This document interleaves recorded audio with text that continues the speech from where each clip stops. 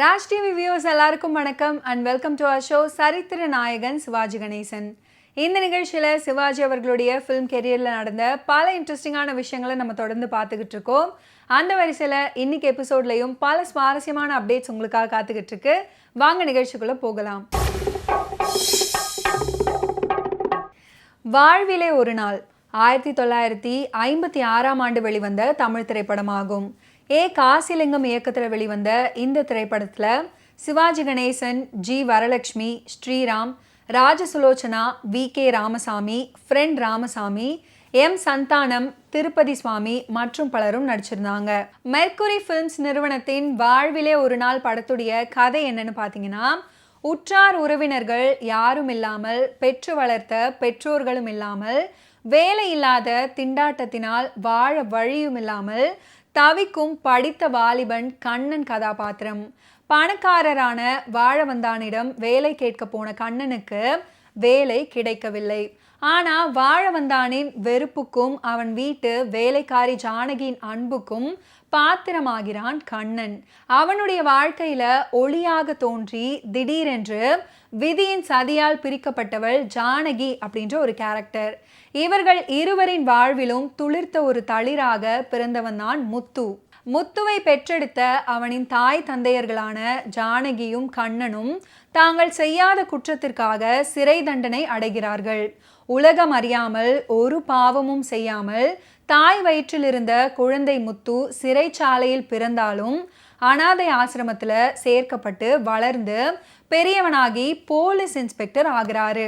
அவன் தாயையும் தந்தையையும் முதல்ல பார்த்ததும் தந்தையை தானே கைது செய்து கொண்டு போக வேண்டிய சூழ்நிலை ஏற்படுகிறது. தந்தை என்று தெரிந்ததும் தன் கடமையை பெரிதாக நினைத்த மகனை கண்ணால் பார்த்துவிட்டு கண்ணை மூடுகிறார் கண்ணன்.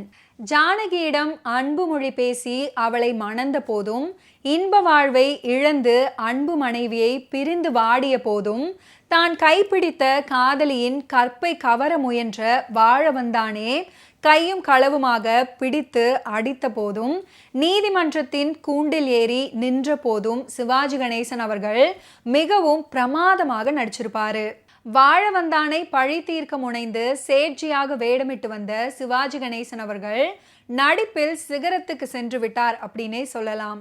விரக்தி, மகிழ்ச்சி, வெறுப்பு, குரோதம் முதலிய எல்லா உணர்ச்சி வேறுபாடுகளிலும் சிவாஜி கணேசன் அவர்களுடைய நடிப்பு பாராட்டும்படி அமைஞ்சிருக்கும். ஜானகியாக நடித்த ஜி வரலட்சுமி அவர்கள் காதலியாகவும் நடித்து கடைசியில தலை நரைத்த முதியவராகவும் நடித்து அசத்தி இருப்பாங்க. நடிகை வரலட்சுமி அவர்கள் இதுவரையில் நடித்த படங்கள்ல எல்லாம் அநேகமாக அவங்க முதியவராக வராத படமே இல்லை அப்படின்னே சொல்லலாம். பலர் வாழ்வை கெடுக்கும் வாழவந்தானாக வி.கே. ராமசாமி அவர்கள் இந்த படத்துல அற்புதமாக நடிச்சிருப்பாரு. பொல்லாதவனாக நடித்து நல்ல பெயர் வாங்குவது அவ்வளவு எளிதான ஒரு காரியம் கிடையவே கிடையாது. அவருடைய பேச்சு, நடிப்பு, முக தோற்றங்கள் எல்லாமே அந்த கதாபாத்திரத்துக்கு ஏற்றபடி நன்றாகவே அமைஞ்சிருக்கும். மரண தருவாயில் இருந்த வாழவந்தான் கண்ணனை கை துப்பாக்கியினால் சுட்டுவிட்டு தானும் உயிர் விடும் காட்சி உணர்ச்சியின் சிகரமாக இந்த படத்துல அமைஞ்சிருக்கும்.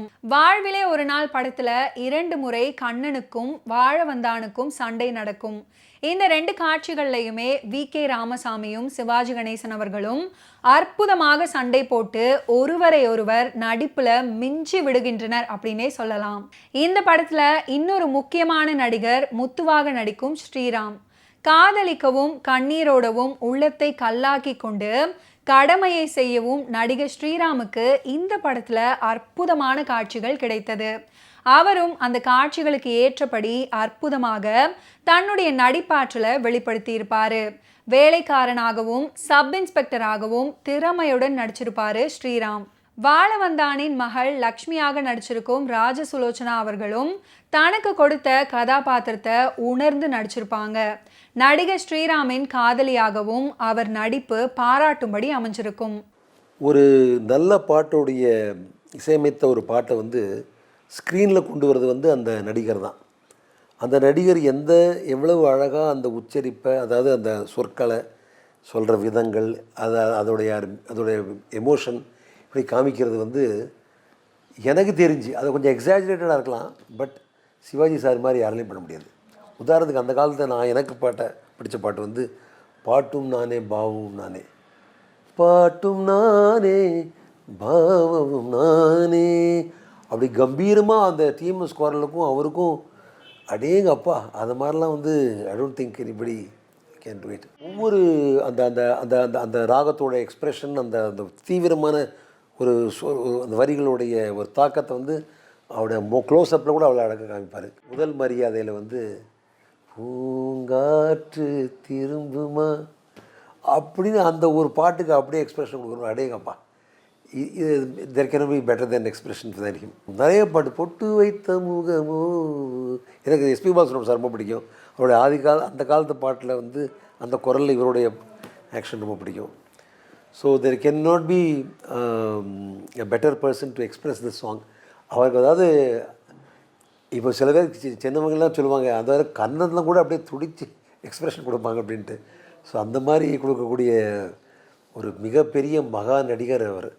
So he has been like the gurus for all the people, actors. So வாழ்க வளர்க சிவாஜியோட புகழ். ஓகே வியூவர்ஸ், இன்னைக்கு நிகழ்ச்சியில் நடிகர் திலகம் சிவாஜி கணேசன் அவர்களுடைய ஃபிலிம் கெரியரில் நடந்த பல இன்ட்ரெஸ்டிங்கான விஷயங்களை நீங்கள் பார்த்து தெரிஞ்சிருப்பீங்க.